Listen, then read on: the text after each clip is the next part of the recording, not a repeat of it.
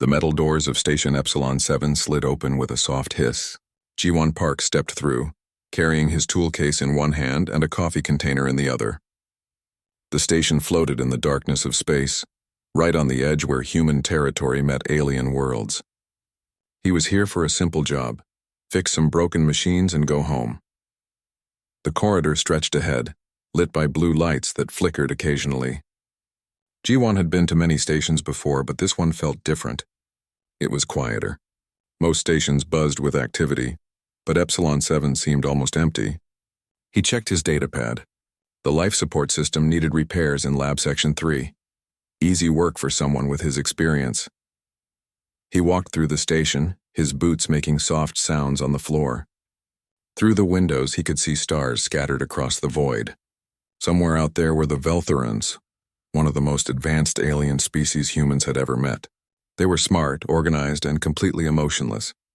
At least that was what everyone said. Ji-won reached Lab Section 3 and pressed his hand against the door panel. It opened, revealing a large room filled with machines and computers. At the far end, someone stood with their back to him. The figure was tall and thin, with pale blue skin that seemed to glow slightly in the lab's light. A Veltheran. "Hello," Ji-won said, trying to sound friendly. "I'm here to fix the life support system." The Veltheran turned around slowly. She had large dark eyes that reminded Ji-won of deep ocean water. Her features were delicate, almost fragile looking. She wore a white uniform with silver markings that probably meant she was a scientist. "I am Lyrasia," she said. Her voice was soft but had no emotion in it at all. "I was not informed that a human would be performing maintenance during my research period." "Sorry about that," Ji-won said with a smile. "The schedule probably got mixed up.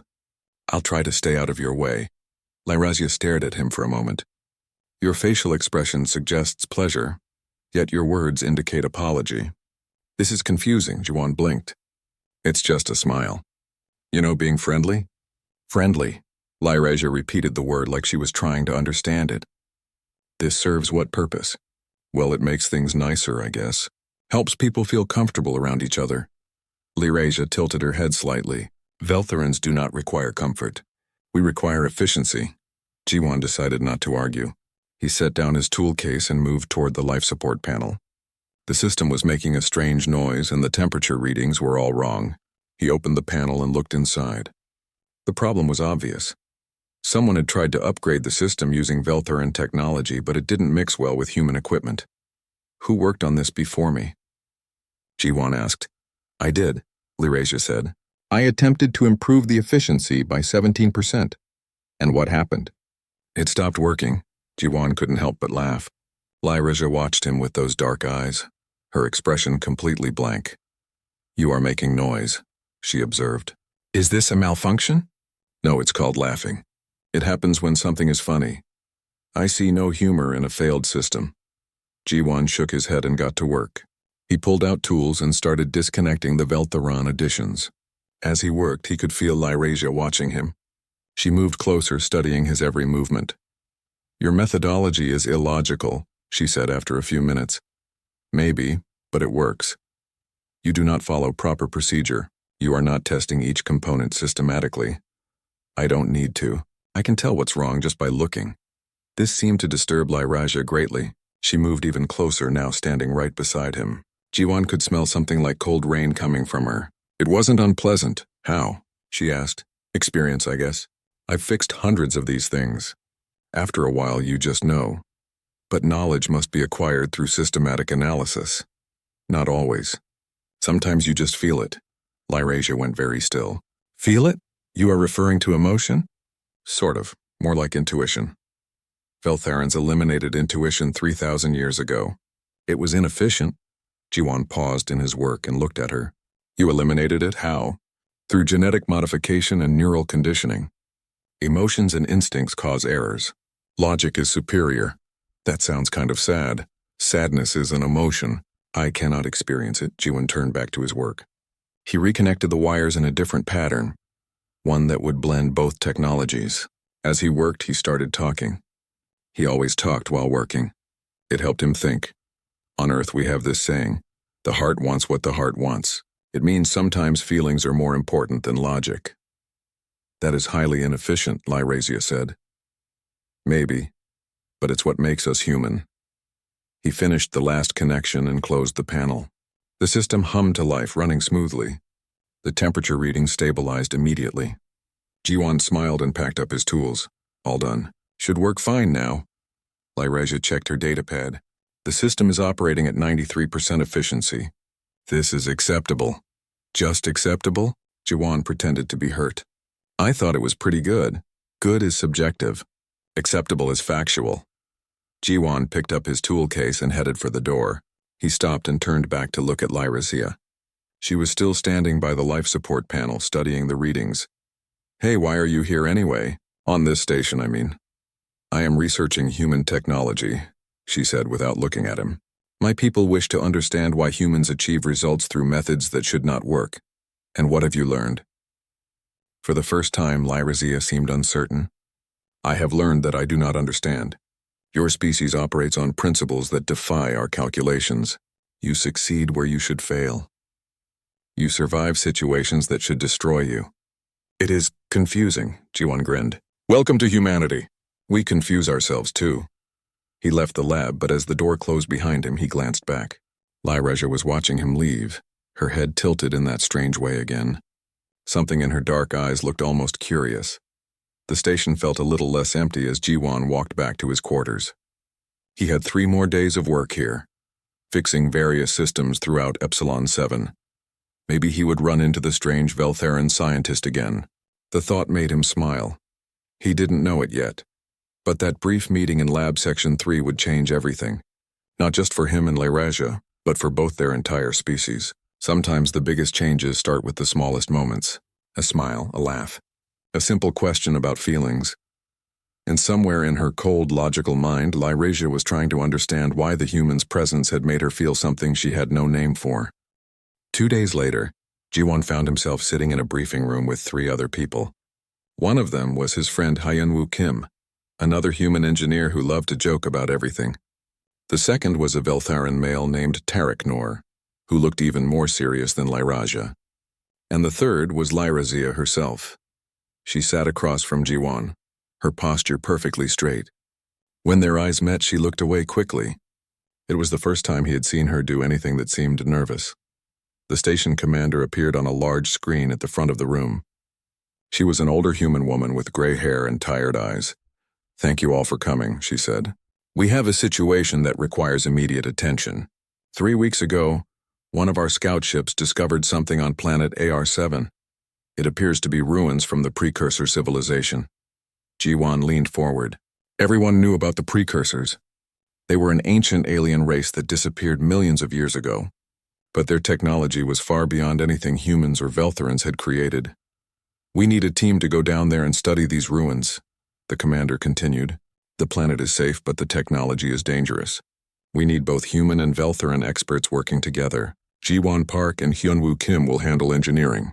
Lyrasia and Tarek Noor will handle scientific analysis. You leave in 6 hours. The screen went dark. Hyunwoo immediately turned to Jiwon with a big smile. This is going to be amazing. Precursor technology. We'll be famous. Tarek Noor stood up stiffly. Fame is irrelevant. We will perform our duties and return with data. That is all. You Veltharans really know how to have fun, Hyunwoo said sarcastically. Lyrasia also stood. We do not understand the concept of fun. We understand purpose. She left the room quickly with Tarek Noor following behind her. Hyunwoo laughed and shook his head. They're like robots. How do you talk to people like that? Jiwon shrugged. You just do. They're different from us, that's all. Different. They're like ice.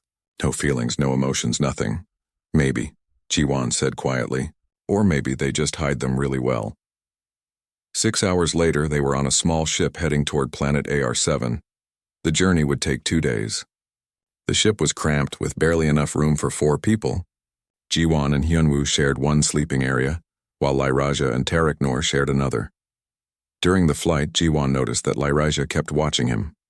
Whenever he looked her way, she would turn her attention back to her datapad. But he could feel her eyes on him when he wasn't looking. On the second day, they were all in the common area.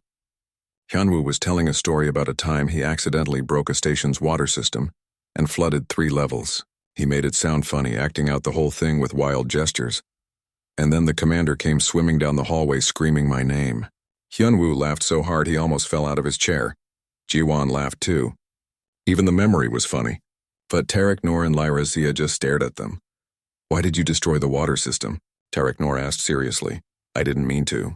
It was an accident. Accidents indicate lack of proper planning." "Okay, sure, but it's still funny. I do not understand what is humorous about property damage and danger to life." Hyunwoo gave up trying to explain. He looked at Jiwon and rolled his eyes. But then Jiwon noticed something strange. Lyrish's mouth had moved slightly. It wasn't quite a smile, but it was something, almost like she wanted to smile but didn't know how. That night, Jiwon couldn't sleep. He left his sleeping area and went to the common room. To his surprise, Lyrasia was there, sitting alone and looking out the window at the stars. "Can't sleep?" Jiwon asked softly. She turned quickly, startled. "Velthorans require less sleep than humans. I was merely observing. Mind if I join you?" She hesitated, then nodded. Jiwon sat down beside her, keeping a respectful distance. They sat in silence for a while, just watching the stars go by. "Your friend's story earlier," Lyrasia said suddenly. "The one about the water system. I have been analyzing it." "Analyzing?" "Yes. Trying to understand why it caused your pleasure response. The situation was clearly negative. Resources were damaged. People could have been hurt, yet you both experienced joy." Jiwon thought about how to explain it. "We laugh because it turned out okay. Nobody got hurt and now it's just a memory, a story. Humans like to remember our mistakes and laugh about them. But why? Because it helps us feel better. Life is hard sometimes. Laughing makes it easier." Lyrasia was quiet for a long moment. "Velthorans do not have this mechanism. When we make mistakes, we simply record them and adjust our behavior. That sounds lonely." "Lonely," she repeated the word. "This means being without others?" "Sort of. It means feeling alone even when others are around. Feeling like nobody understands you." Something changed in Lyrazia's expression. It was tiny, barely noticeable, but Jiwon saw it. Pain. Just for a second, she looked like she was in pain. "Are you okay?" he asked. "I am functioning normally," she said, but her voice was different, less steady. They landed on planet AR-7 early the next morning. The planet was mostly desert, with red sand stretching in every direction. The ruins stood in the middle of nowhere, tall black structures that seemed to absorb light instead of reflecting it. As they approached the main building, equipment started acting strange. Displays flickered. Communication systems made weird noises. Hyunwoo's datapad suddenly showed information in a language nobody recognized. "This place is giving me bad feelings," Hyunwoo said. "Feelings are irrelevant," Tarek Noor replied. "We will proceed with the mission." Inside the ruins, it was dark and cold. Their lights barely pushed back the darkness. The walls were covered in symbols that looked like they moved when you weren't looking directly at them. "Everyone stay close," Jiwon said. "This place isn't safe." They moved deeper into the structure. Lyrazia was scanning everything with her equipment, recording data constantly. But Jiwon noticed she was staying very close to him. Closer than necessary. Suddenly there was a loud sound. Part of the ceiling began to fall. Without thinking, Jiwon grabbed Lyrazia and pulled her backward, shielding her with his body. Heavy pieces of stone crashed down right where she had been standing. When the dust cleared, Jiwon realized he was holding her tightly. Lyrazia was pressed against his chest, her dark eyes wide. For several seconds, neither of them moved. "Are you hurt?" Jiwon asked. "No," she whispered. You saved me, of course. Couldn't let you get squished. But why? I am not of your species. I am not connected to your genetic line. There is no logical reason for you to risk yourself." Jiwon slowly let her go. "I don't need a logical reason. You're part of the team. We look out for each other." Lyrazia stared at him like he had just said something impossible. Her hand came up and touched her chest, right over where her heart would be if Velthorans had hearts in the same place as humans. "I feel something," she said quietly. "Something is wrong with me." "Wrong?" "There is a sensation here." She pressed her hand harder against her chest. "It is uncomfortable. Like malfunction." Jiwon smiled gently. "That's not a malfunction. That's called being grateful, maybe even caring about someone." "No," Lyrazia said firmly. "Velthorans do not care. We were designed not to." But even as she said it, she didn't move away from him. And Jiwon noticed that her hand was shaking. Over the next 3 days, strange things began happening to Lyrasia. She started making small mistakes in her work, something Veltherans never did. She would stare at nothing for long periods, lost in thought. And worst of all, she kept having those uncomfortable feelings in her chest. The team had set up a camp inside the ruins. They had discovered that the precursor technology was still active, producing some kind of energy field. The field didn't seem dangerous, but their equipment showed it was affecting brain activity. "This energy is doing something to our minds," Hyunwoo said one evening. "My dreams have been really weird." "Dreams are just random neural firing," Tareknor said. "They mean nothing, maybe to you, but mine felt real, like memories from someone else's life." Jiwan had noticed the dreams too. But more than that, he noticed Lyrasia. She was changing. Her movements were less precise.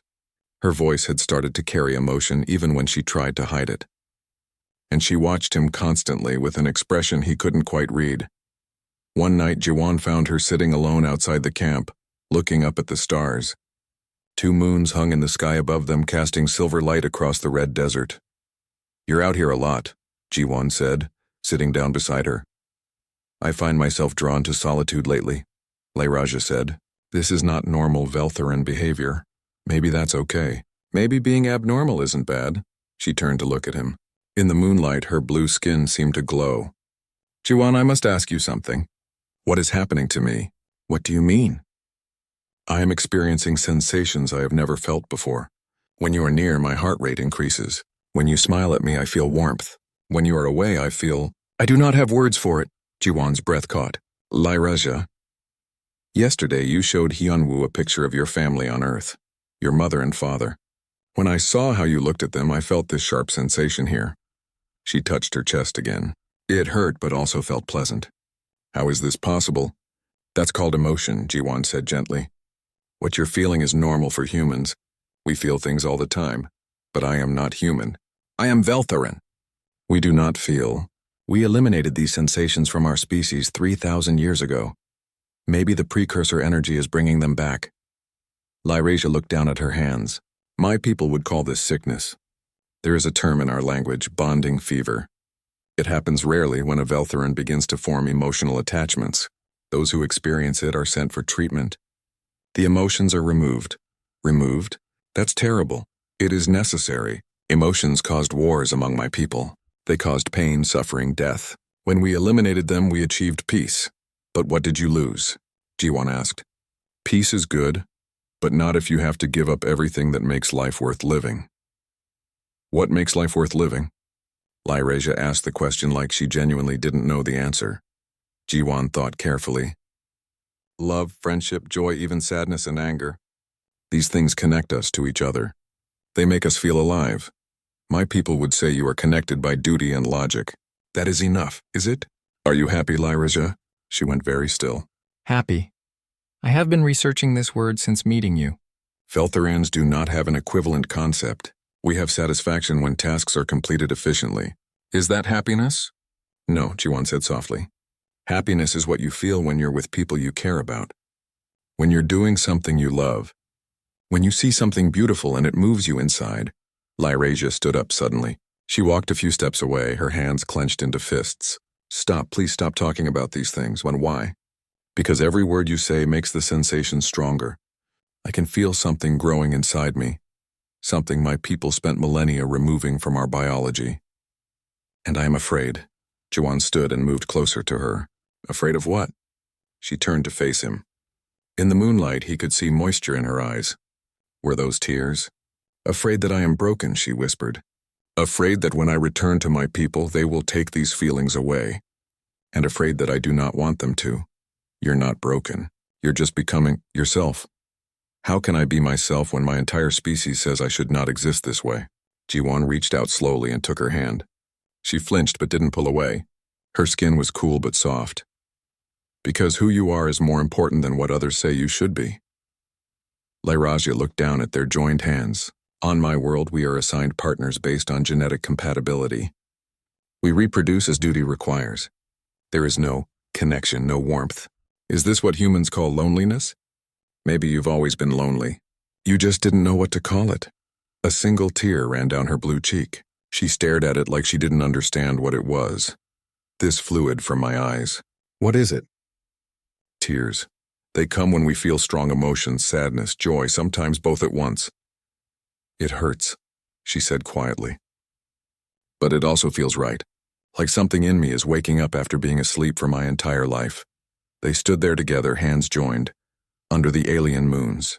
Behind them, the precursor ruins hummed with ancient energy. And Jiwan realized that this technology wasn't dangerous. It was showing Lyrasia what her people had lost. It was giving her back her soul. Tell me about love, Lyrasia said suddenly. Explain it to me, Jiwan smiled. Love is complicated. It's when someone else's happiness becomes more important than your own. When their pain hurts you. When their presence makes everything better. Have you experienced this? Not really. Not the romantic kind anyway. I've loved my family and friends but never found the right person for more. Lyrasia was quiet for a long moment. Then she asked, if you did find this person, what would you do? I'd tell them how I felt. I'd want to be with them. I'd do everything I could to make them happy. Even if it was impossible? Even if your species and theirs could never truly be together? Jiwan looked into her dark eyes and understood what she was really asking. Yes, even then. Because some things are worth fighting for, even when logic says you should give up. More tears fell from Lyrasia's eyes. She brought her other hand up and touched Jiwan's face gently, like she was afraid he might disappear. You are teaching me what it means to feel, she said, and I do not know if I should thank you or blame you for this gift. Both, probably, Jiwan said with a small laugh. For the first time, Lyrasia smiled. It was tiny and uncertain, but it was real, a true smile. I think I understand humor now, she said. It is finding light in darkness, finding joy despite pain. Exactly. They stayed like that, standing close together under the stars until Hyunwoo called out that dinner was ready. As they walked back to camp, Lyrasia kept glancing at Jiwan, and he noticed that she didn't let go of his hand until they absolutely had to separate. That night, the precursor ruins glowed brighter than ever, as if approving of what was happening, and deep in their ancient system something activated. A message began transmitting to both human and Veltheran space, a message that would change everything, but none of them knew about it yet. For now there was just a human and a Veltheran, learning what it meant to feel, standing at the beginning of something neither of them could have imagined. The storm came suddenly on the 6th day. One moment the sky was clear, and the next it was filled with red dust and violent winds. The team scrambled to secure their equipment as the storm grew worse. We need to take shelter in the ruins, Jiwan shouted over the howling wind. Tarak Nor and Hyunwoo ran for the main structure, but when Jiwan turned to look for Lyrasia, he saw her equipment case had broken open. Tools and devices were scattering across the desert. Leave them, Hyunwoo called, but Lyrasia ran after her equipment, fighting against the wind. Without thinking, Jiwan ran after her. He helped her gather what they could, stuffing items into his pockets. The wind was so strong it almost knocked them over. We have to go. Jiwan grabbed her arm and pulled her toward the ruins. They made it inside just as the storm reached full strength. The entrance sealed behind them automatically, cutting off the sound of the wind. They stood in the darkness, breathing hard. This way, Jiwan said, turning on his light. They moved deeper into the ruins, away from the entrance where dust was seeping through cracks. Jiwan found a small chamber with strange symbols on the walls. It seems safe enough. We'll wait here until the storm passes, he said. Lyrasia nodded. She sat down against one wall and Jiwan sat across from her. The only light came from their emergency lamps, casting strange shadows. Thank you, Lyrasia said after a moment, for helping with my equipment. It was not logical to risk yourself. Your equipment is important to you. That makes it important to me. She looked at him strangely. Why do you care about what is important to me? Jiwan opened his mouth to answer, then closed it. How could he explain something he barely understood himself? I guess I just do, he said finally. They sat in silence for a while. Through the walls they could hear the storm raging outside. Time passed slowly in the darkness, Jiwan, Lyrasia said quietly. I must tell you something. The sensations I have been experiencing, they have grown stronger, much stronger. Is that bad? I do not know. On my world, when this happens, it is called critical stage bonding fever. It means the emotional attachment has become permanent. It cannot be reversed except through neural surgery. Jiwan's heart started beating faster. Attachment to what? To this place? No, she said, and her voice shook slightly. To you. The chamber seemed to grow smaller. Jiwon couldn't breathe properly. Lyraja, please let me finish, she said quickly. I have been analyzing these feelings. I have tried to make them logical, to understand them scientifically. But they defy all my training. When I see you, my biological systems activate in ways they should not. When you smile, I experience something called joy. When you are sad, I feel pain. And when I imagine returning to my world and never seeing you again, she stopped, her hands trembling. When I imagine that, she continued, I experience a sensation so painful that my body almost shuts down. Humans have a word for these feelings, a word I researched extensively. What word? Jiwon asked, though he already knew. Love, she whispered. I believe I have developed love for you, and I do not know what to do. The silence that followed was deafening. Jiwon's mind raced. He had suspected she was feeling something, but hearing her say it out loud made it real and terrifying. On my world, Lyraja continued, speaking faster now like she needed to get all the words out. We have bonding partnerships. They are arranged by computers based on genetic compatibility. Partners share living space and produce offspring when required, but there is no warmth. No connection. I used to think that was normal. She looked up at him with those dark eyes, and Jiwon saw so much emotion in them it made his chest hurt. But now I understand what humans mean by marriage. By choosing someone to share life with. By wanting to be with someone not because logic demands it, but because the heart demands it. And I find myself thinking, wishing what? Jiwon asked softly. Lyraja stood up suddenly and moved closer to him. She knelt down so they were at eye level. When she spoke, her voice was barely a whisper. I wish you were my husband, human. I wish I could choose you. I wish our species did not matter.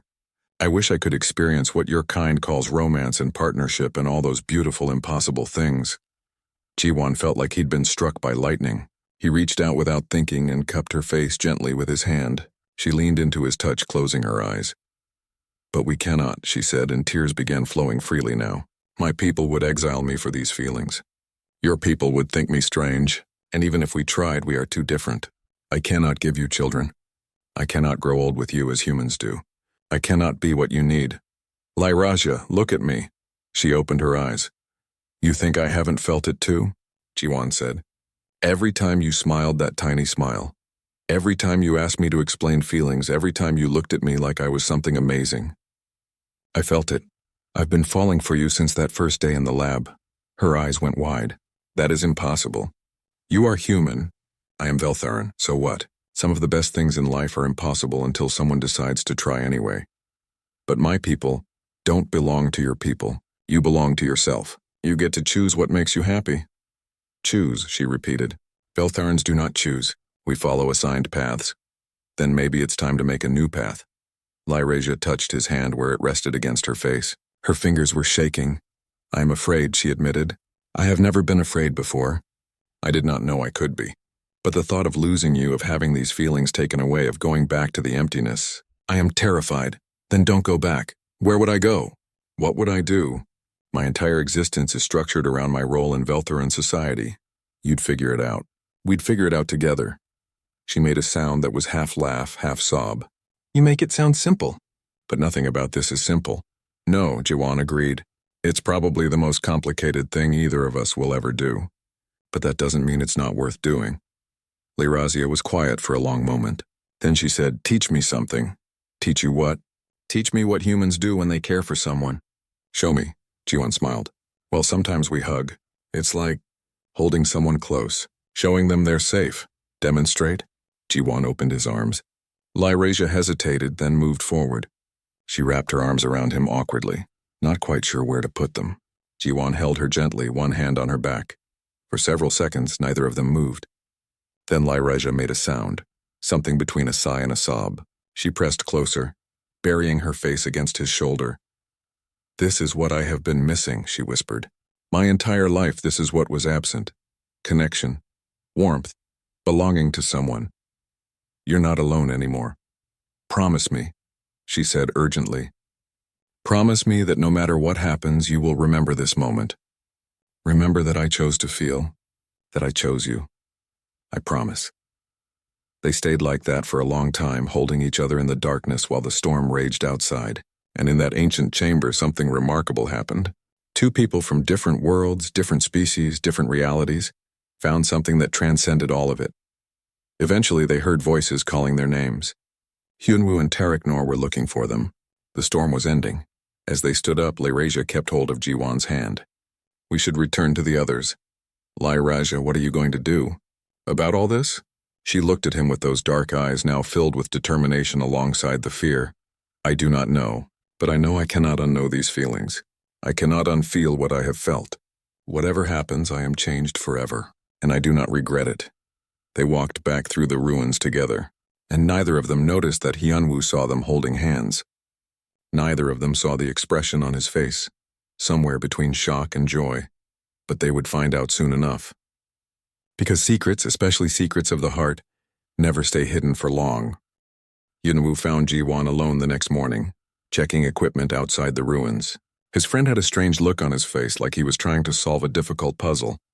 "So," Hyunwoo said casually, "you and Lyrasia, that's happening?" Jiwon nearly dropped the tool he was holding. "What? I saw you two yesterday, holding hands, looking at each other like characters in a romance movie." "Don't try to deny it," Jiwon sighed. "It's complicated." "Complicated? Brother, you're falling in love with an alien who's not supposed to have emotions. That's beyond complicated." "That's impossible." "I know." Hyunwoo sat down on a rock. "Okay, talk to me. What's going on?" So Jiwon told him everything.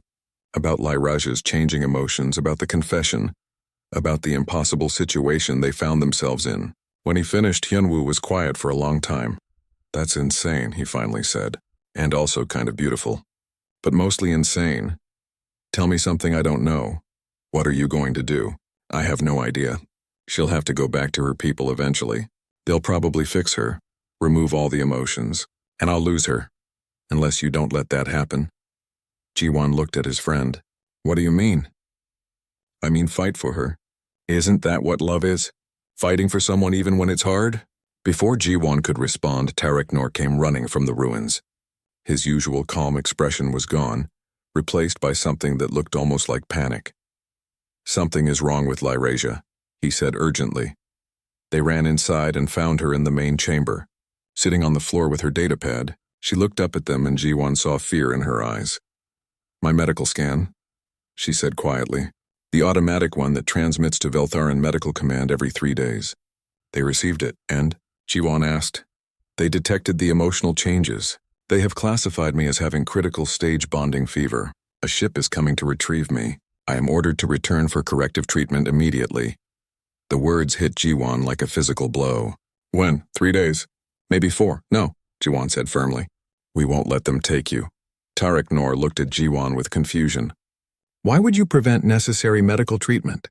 "She is ill. She's not ill," Jiwon shouted. "She's finally feeling things. She's finally alive. Emotions are sickness," Taraknor said. "They must be removed before they cause permanent damage. The only damage is what your people do to each other." Jiwon shot back. Lyrasia stood up slowly. "Stop, both of you. Fighting will not help." She turned to Taraknor.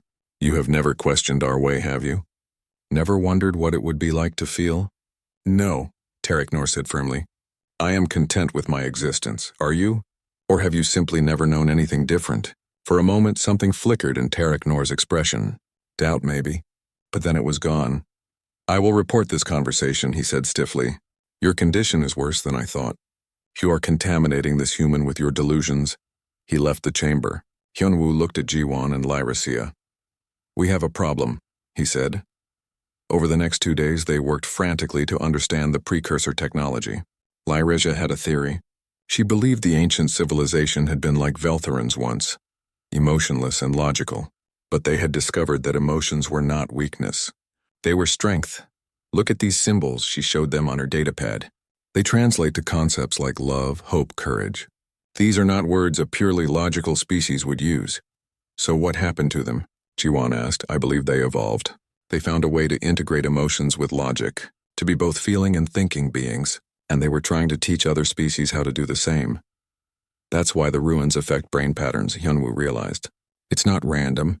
It's designed to awaken emotions. Exactly. A voice interrupted them. This theory is dangerous. They turned to see Taraknor standing in the doorway. But he looked different. His usual perfect posture was slightly slouched. His eyes were red like he hadn't slept. I have been experiencing anomalies, he said quietly, since being exposed to this place. Uncomfortable sensations.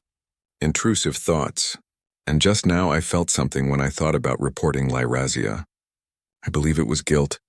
Lyrazia moved toward him. Taraknor, you are experiencing emotional awakening. It is not sickness. It is evolution. But our people removed emotions for good reason. They caused wars, death, suffering. They also caused art, G1 said.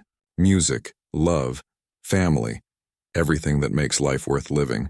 Your people didn't eliminate emotions because they were bad. You eliminated them because you were afraid of them. Taraknor sat down heavily. I do not know what to believe anymore. At that moment, Hyunwoo's communication device started beeping. He checked it and his face went pale. Everyone needs to see this. He projected a message onto the wall. It was from the human embassy, marked urgent. A Veltheran council ship is approaching planet AR-7. They are demanding the return of Lyrazia for medical treatment. They are also demanding that all human personnel leave the planet immediately and that the precursor ruins be sealed. They're scared, Lyrazia said. They're afraid of what we're discovering here. Another message came through, this one from Veltheran Command. Taraknor's face went completely blank as he read it. They are ordering me to disable both of you, he said quietly. They say you are dangerous to yourselves and others. Will you do it? Jiwan asked. Taraknor was silent for a long moment. Then he said, no, I will not, because for the first time in my life I am choosing to do something because I feel it is right, not because I was ordered to. Lyrazia went to him and took his hand. Thank you, brother. Do not thank me yet. If we defy them, we will all be exiles. Then we'd better make it count, Hyunwoo said with a grin. They spent the next hours frantically documenting everything about the precursor technology. Lyrazia discovered something amazing. The ruins contained a database millions of years old with information about dozens of species. Look at this, she showed them. Record after record of species that eliminated emotions, and record after record of what happened to them. What happened? Jiwan asked. They died out. Every single one.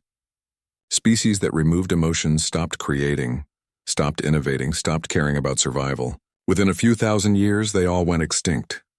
So emotions are not weakness, Taraknor said slowly. They are necessary for survival. Exactly. The precursors were trying to warn other species. They left these ruins as a message. As a gift, a new transmission came through. This one made everyone go silent. It was from Minji Choi, a human scientist who studied alien cultures. She was on station Epsilon 7. I heard about your situation, her message said. I've been researching Veltheran society for years. I have evidence that your government has been hiding something. There are Veltherans who refuse the emotional suppression. They've been living in secret, hiding from their own people, and they're not sick. They're thriving, she continued. I'm sending you coordinates to a hidden colony. If Lyrazia needs somewhere to go, somewhere safe, these people will help her. But you need to get off that planet now. The council ship will arrive in 12 hours. Lyrazia looked at Jiwan. We must go to this colony. If what she says is true, if there are others like me, then we can prove that emotions are not sickness. We can change everything. That's a big if, Hyunwoo said. All the best things are, Jiwan replied, echoing what he'd told Lyrazia before.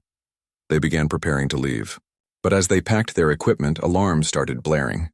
Taraknor checked the sensors. The Veltharan ship, he said. They are not waiting 12 hours. They are here now. Through the ruins entrance, they could see a massive ship descending from the sky. It was sleek and cold like everything Veltheran, and it was coming for Lyrazia.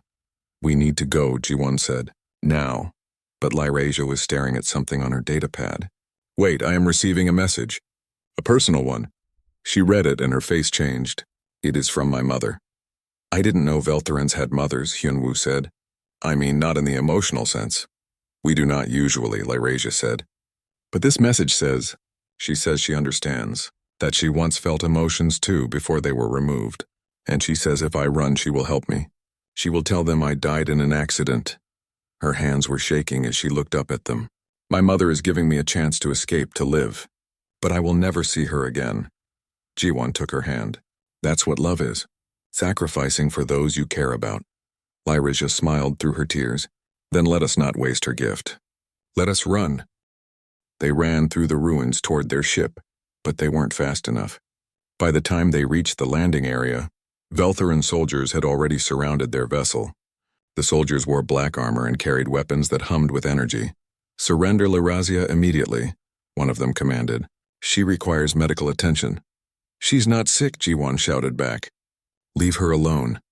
You are interfering with Veltheran law, human. Stand aside.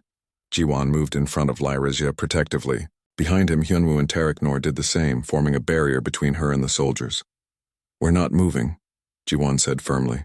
The soldier raised his weapon. You will comply or face consequences. Then I guess we face consequences, Hyunwoo said. He was trying to sound brave, but Jiwon could hear the fear in his friend's voice. Before anyone could move, another ship appeared in the sky. This one was human, marked with the embassy seal. It landed quickly, and out stepped a woman in her 50s with sharp eyes and gray hair pulled back tightly. Minji Choi, stop this immediately, she commanded, walking between the two groups like she owned the planet. This planet is in neutral space. Neither Veltheran nor human law applies here absolutely. The female is Veltheran. She falls under our jurisdiction, the soldier said. She has requested asylum, Minji countered. Under galactic law, she has that right until a proper hearing can be arranged. Asylum? On what grounds? On the grounds that returning to your world would result in forced medical procedures she does not consent to. She is ill. Consent is not required. Emotions are not illness, Minji said firmly. I have spent 20 years studying your species.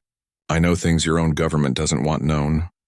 She pulled out a datapad and projected images into the air. They showed Veltherans with different expressions, laughing, crying, holding each other. These people live on a hidden colony, Minji continued. They refused emotional suppression. And do you know what happened? They didn't become violent. They didn't cause wars. They built a thriving community. They created art, music, family bonds. And most importantly, they're having children at 3 times the rate of your emotionless population. The soldiers shifted uncomfortably. One of them lowered his weapon slightly. Your species is dying, Minji said bluntly. Your birth rates have been declining for centuries. Your innovation has stalled. Your people report no satisfaction with life, only the completion of duties. You eliminated emotions to prevent suffering. But in doing so, you eliminated everything that makes life worth living.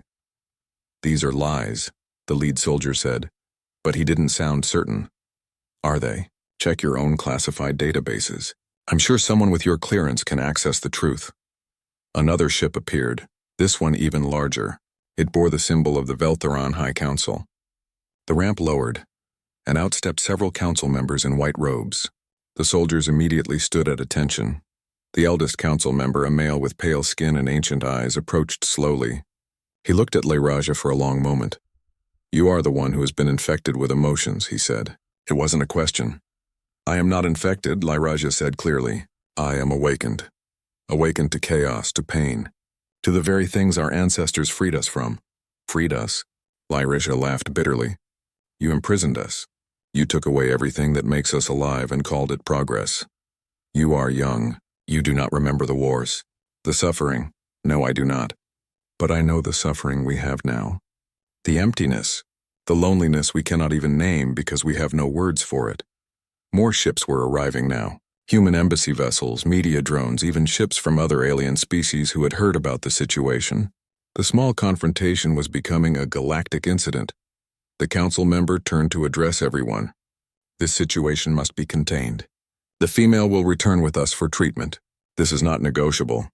Actually, it is, a new voice said. Everyone turned to see more Veltherans emerging from a transport ship that had just landed. But these were different. They wore colorful clothing instead of uniform whites. They smiled. They walked with loose, easy movements. And at the front was a young male who looked remarkably like Taraknor. Brother, Taraknor whispered in shock. Hello, Taraknor. It has been 15 years since they took me away for treatment. Except I never received treatment. I escaped to the free colony. The council members looked horrified. Garaknor, you were reported dead. You wished me dead because I would not submit to having my feelings removed. But I am very much alive, and I am not alone. More Veltherans emerged from the ship. Dozens of them. Men, women, even children. All of them showed emotions openly. One woman was holding a child's hand and smiling. Another male had tears running down his face. "We are the ones who escaped," Garaknor announced loudly. "We are the ones who refuse to be broken.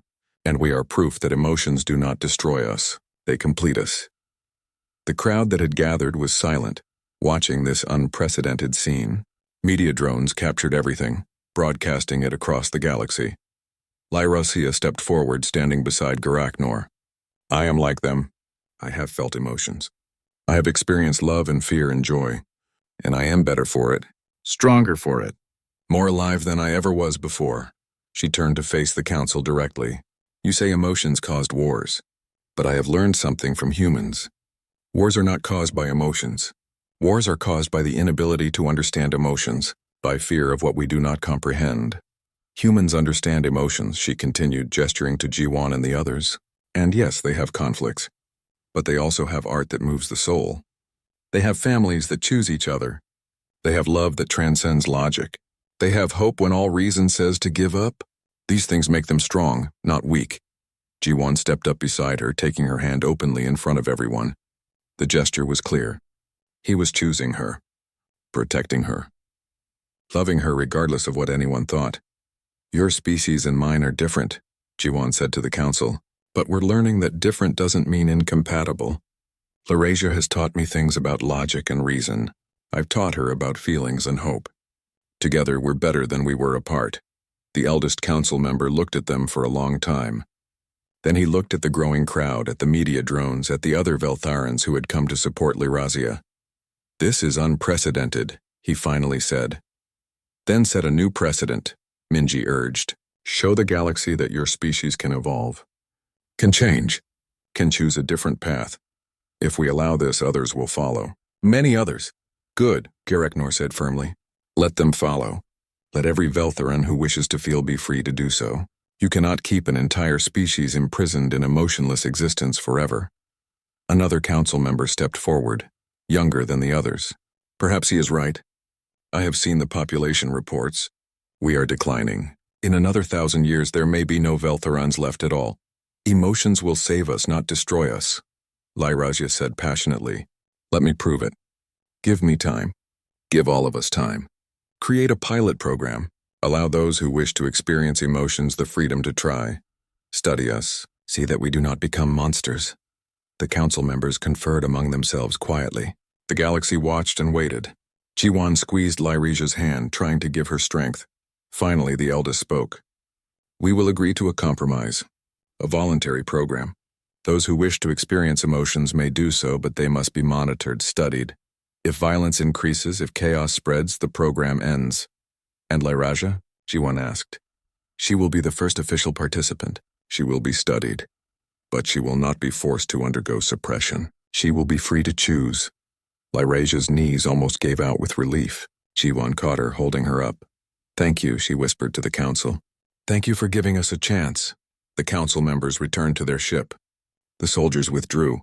Slowly the crowd began to disperse. But many stayed, talking excitedly about what they had just witnessed. Garaknor approached Taraknor. "Brother, I have missed you." "I thought you were dead," Taraknor said, and there were tears in his eyes. Real tears. "I mourned you." "Mourning is an emotion," Garaknor said with a smile. "You are already changing. I do not know if I want to change, then do not. But know that the choice is yours now. That is the gift we fought for today." Hyunwoo clapped Jiwan on the shoulder. "You did it, man. You actually did it." "We did it," Jiwan corrected. "All of us." Minji approached with a smile. "That was quite a speech, both of you. You may have just changed the course of 2 civilizations. We just wanted to be together," Lyrasia said simply.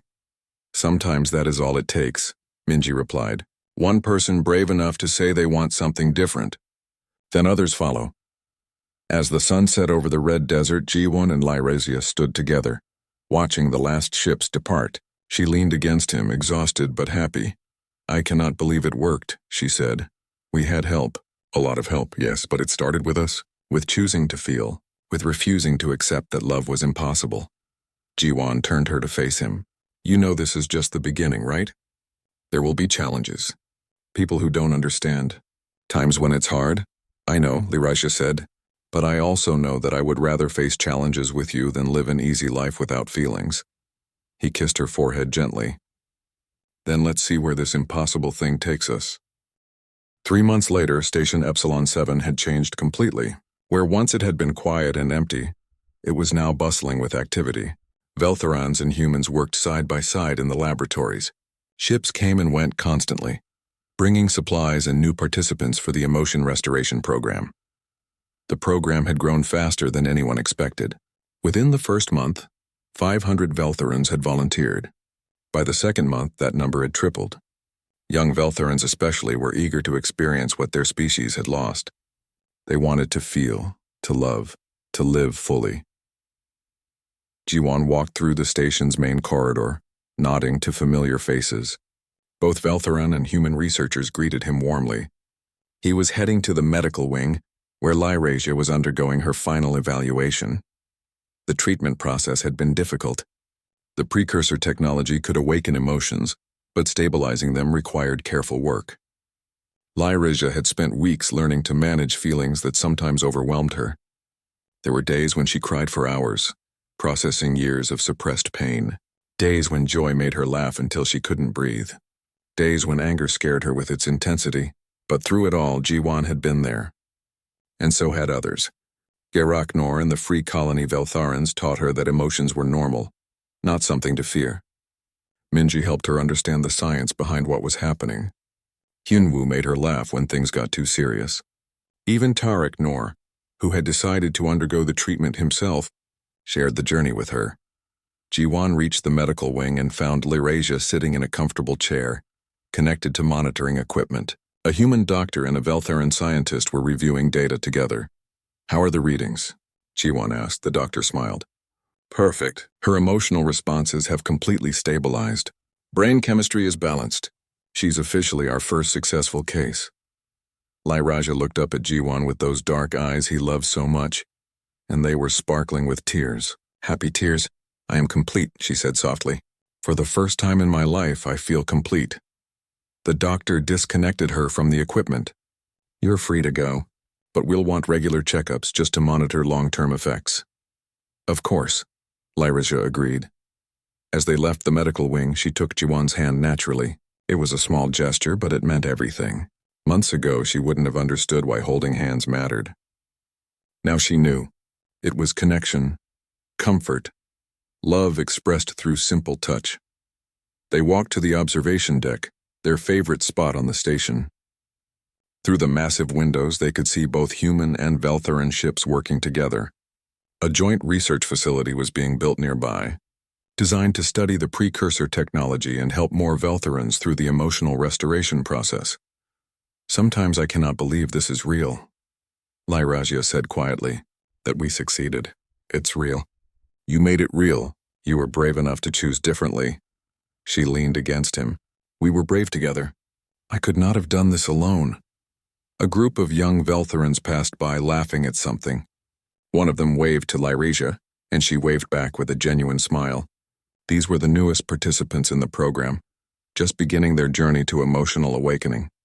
"They look up to you," Jiwan observed. "You're a symbol of hope for them. That is a heavy responsibility. You can handle it." They stood in comfortable silence for a while, just watching the stars. Then Lyrasia said, "Jiwan, I have been thinking about the future." "Oh?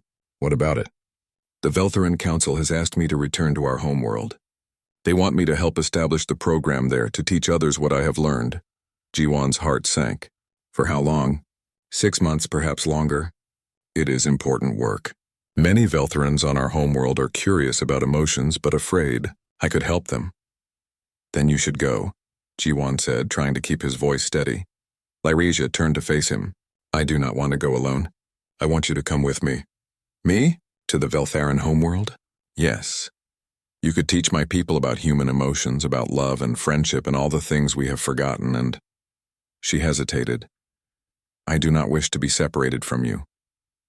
These past months have taught me that you are essential to my happiness." Jiwan smiled. "You know I'd follow you anywhere. Even to a planet full of Veltharans learning to feel for the first time." "That sounds like chaos. It will be chaotic, but also beautiful." Like us. He pulled her close and kissed her gently. It had taken her weeks to understand kissing, to learn that it was an expression of affection. Now she kissed him back with all the emotion she had learned to express. When they pulled apart, Hyunwoo was standing nearby with a huge grin on his face. "You two are disgustingly cute," he said. "I'm happy for you but also disgusted." "What are you doing here?" Jiwon asked. "Looking for you. Minji wants to see both of you. She has news." They followed Hyunwoo to Minji's office. The xenoanthropologist was surrounded by data pads and holographic displays. When they entered, she looked up with excitement in her eyes. "I wanted to tell you first," she said. "The Veltharan government has officially changed its policy. Emotional suppression is no longer mandatory. Every Veltharan born from now on will have the choice to keep their emotions or suppress them." Lyraja gasped. "That is incredible. That is everything we hoped for." "It's more than that," Minji continued. "The Council has acknowledged that emotional suppression was a mistake. They're calling it the Great Awakening. Already thousands of Veltharans are coming forward, wanting to experience emotions." "What about those who don't want to?" Jiwon asked. "They don't have to. That's the beauty of it. Choice, freedom, exactly what you two fought for." Lyraja sat down overwhelmed. "My people will be changed forever. Everything will be different." "Yes," Minji agreed. "But different can be good. Look at you. You're living proof." Over the next week, preparations were made for the journey to the Veltharan homeworld. Jiwon would be the first human to visit the planet as an official guest. Taraknor decided to come too, wanting to reconnect with his family now that he understood what family truly meant. The night before their departure, Jiwon and Lyraja returned to the observation deck one last time. Station Epsilon 7 had become special to them. It was where they had met, where everything had begun. "Are you nervous?"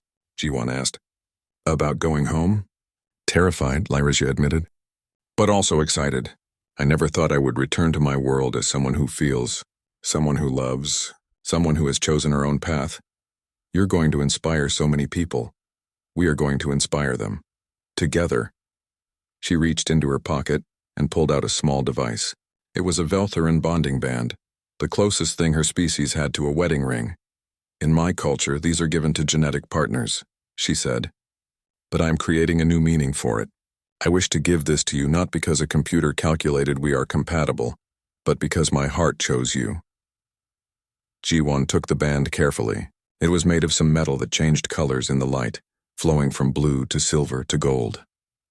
"Lyraja, are you asking me to marry you? In your own way? I am asking you to be my partner, my chosen one, my family. Is this acceptable?" Jiwon laughed and pulled out a small box from his own pocket. Inside was a simple human wedding ring. "I was going to ask you the same thing," he said. Her eyes went wide. Truly, I love you, Lyraja. I want to face whatever comes next together, not because it's logical or because anyone told us to, but because you make my life better just by being in it." She started crying, happy tears streaming down her blue cheeks. Yes to everything. Yes to partnership and family and facing the future together. They exchanged their tokens of commitment. The Veltharan band fit perfectly on Jiwon's finger, warm against his skin. The human ring looked beautiful on Lyraja's hand, a symbol of two worlds coming together. "You know this is going to be complicated," Jiwon said. "Two different species trying to build a life together. There's no guidebook for this." "Then we will write one," Lyraja said with a smile. "For others who come after us. We will show them that love transcends species, culture, and biology. We will prove that the heart knows no boundaries." "When did you become such a romantic?" Jiwon teased. "I learned from the best." The next morning they boarded the ship that would take them to the Veltharan homeworld. Hyunwoo and Minji came to see them off. "Take care of each other," Hyunwoo said, hugging them both. "And send pictures. I want to see what a Veltharan homeworld looks like. Try not to start any revolutions while you're there," Minji added with a smile. "Or actually go ahead. You two are good at that." As the ship lifted off, Jiwon and Lyrasia stood at the window watching Station Epsilon 7 grow smaller, the place where a human engineer and a Veltharan scientist had met by accident, where impossible feelings had bloomed in an ancient alien ruin, where two people had chosen love over logic and changed the course of history. "Are you ready?" Lyrasia asked. "With you?" "Always." She rested her head on his shoulder and he wrapped his arm around her. Two different beings, two different worlds, one shared future. Ahead of them lay challenges and joys, struggles and victories. All the messy, beautiful complications of life lived with feeling. But they would face it together. A human who had taught an alien how to love. An alien who had reminded a human why love mattered. And somewhere in the vast galaxy, others were watching their story and daring to hope.